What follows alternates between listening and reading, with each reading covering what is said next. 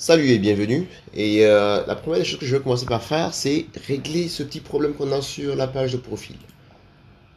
Parce que là, lorsque je viens, l'image n'apparaît pas.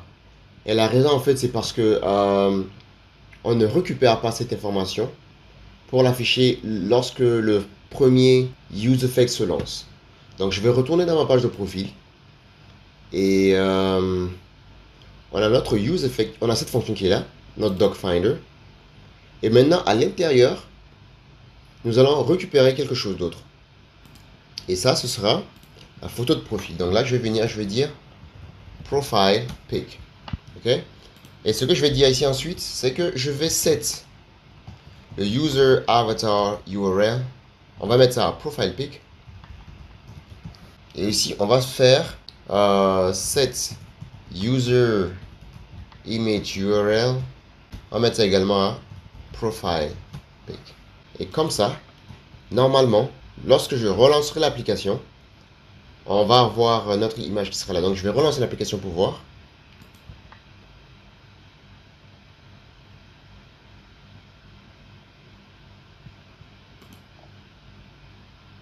Exactement. Là, ça, c'est réglé. Ensuite, ce qu'on va faire, c'est qu'on va essayer de venir tout en bas ici et on va mettre un bouton qui va nous permettre d'aller sur l'écran de recherche. Donc, je vais aller dans mon home screen. Donc, mon home screen est là. Et à l'intérieur, à la base, il n'y a rien du tout. Ok? Donc, ce que je vais faire, puisqu'il y a beaucoup de choses qu'il faut que je fasse, je vais d'abord tout mettre dans un fragment, dans un fragment. Le fragment, en fait, c'est un tag qui ne contient rien du tout. Donc, je vais juste ouvrir inférieur et supérieur, juste comme ça. Et on va fermer ça, comme ça. Là, on a un fragment.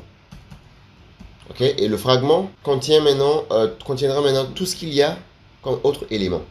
Donc, la première des choses que je vais faire, c'est, voyons voir ici. Est-ce que j'ai utilisé... non, j'ai pas utilisé. Donc, c'est pas grave. Je vais venir tout en bas ici. Je pense que c'est mieux que je vienne ici parce que ceux-là sont des fonctions différentes que des variables. Donc, je vais venir ici. Je vais déclarer des variables, const. Donc, la première des variables que je vais déclarer, je vais l'appeler isLoading. Donc, si jamais il y a un chargement, donc c'est isLoading et set isLoading. Je vais utiliser un useState que je ne vais pas oublier d'importer. Et à l'état initial, c'est faux.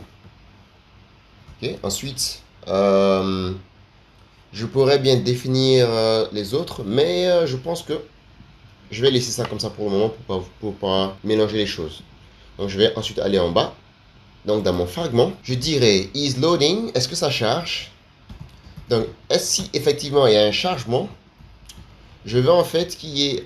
je vais déjà faire ça correctement cette fois. Voilà, donc on a les deux. Donc, dans le cas où le chargement est vrai, je vais dire que je veux une vue. Qu'est-ce qui vient de se passer là?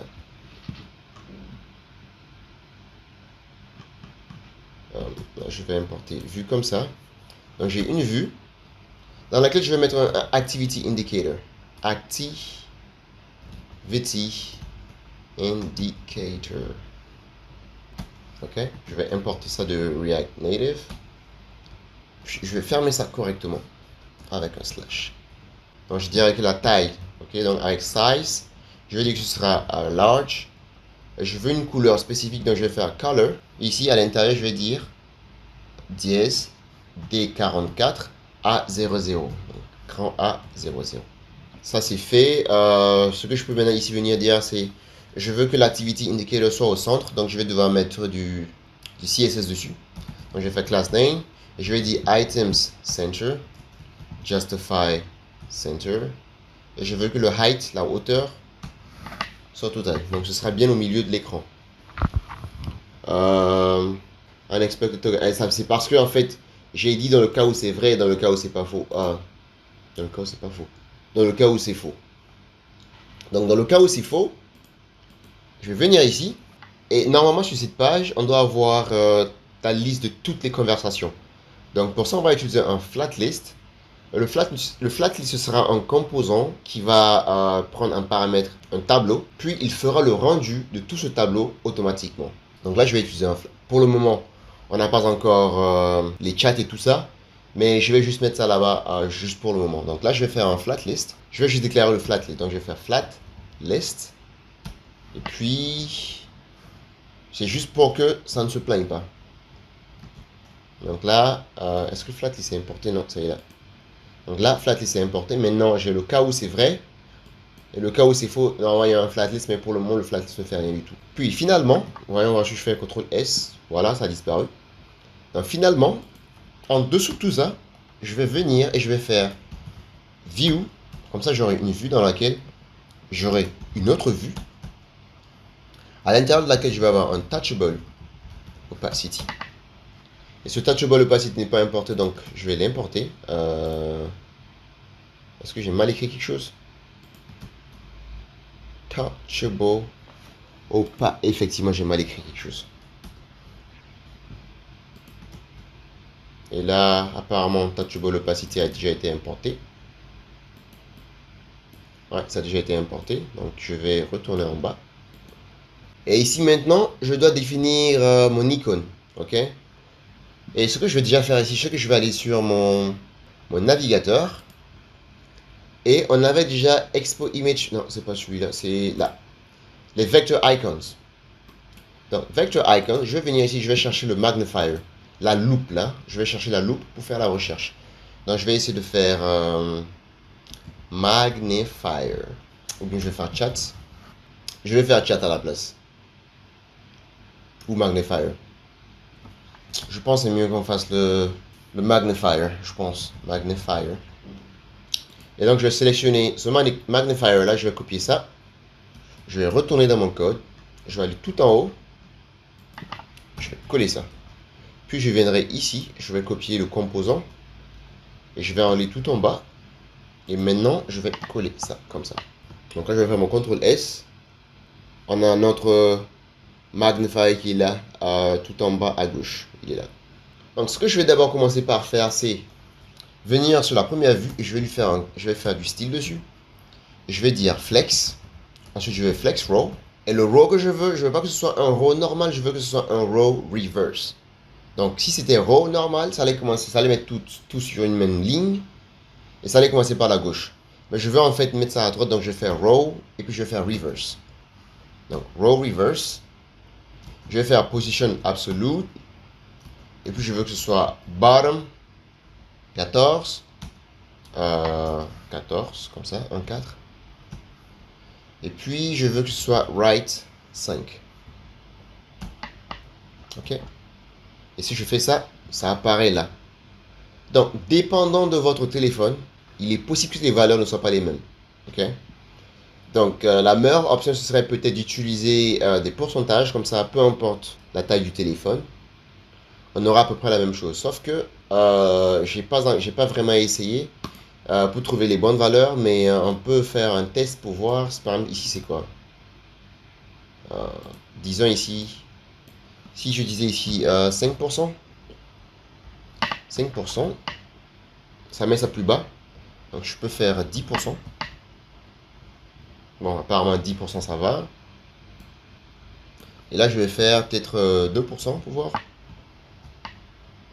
2% c'est pas bon, je vais faire 5%.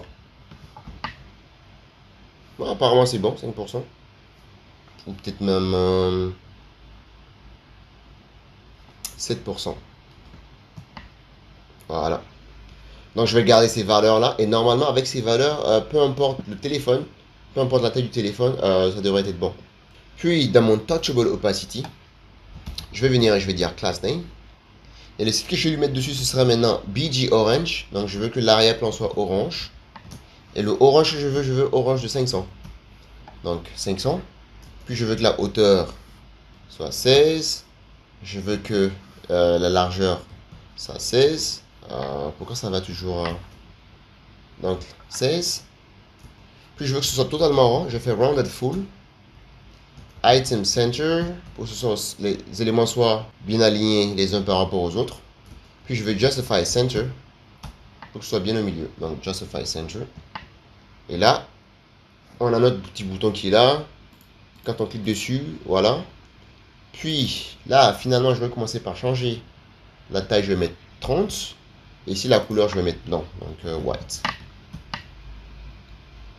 Parfait. Donc, on a notre petit bouton qui est là. Donc, lorsqu'on clique dessus, il faudrait maintenant que ça nous amène sur la page de recherche. Donc, ce que je vais faire, je vais venir sur les écrans là. Et je vais créer un nouveau fichier que je vais appeler Search Screen, sur lequel on va pouvoir faire les recherches d'utilisateurs avec lesquels on doit chatter. Donc, Search Screen. Je vais faire la même chose, React Native Functional Export. Je fais CTRL S. Je retourne dans mon app.js, dans mon main stack. Je vais dupliquer cette ligne. Ici, je vais appeler ça Search, donc comme ça. Et maintenant, le composant que je dois utiliser maintenant sera Search Screen. Donc ça est là, je vais l'importer. Comme ça, c'est importé. Je peux l'utiliser ailleurs.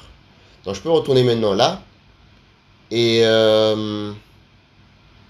je sais que navigation a déjà été utilisée parce qu'on a la possibilité de naviguer en cliquant sur ce bouton là. Donc je vais venir.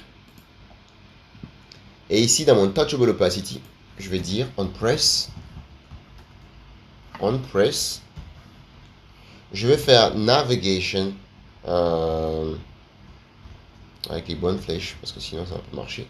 Navigation.navigate et je veux aller à search. Je fais CTRL S et normalement si je clique ça nous amène sur notre page de recherche.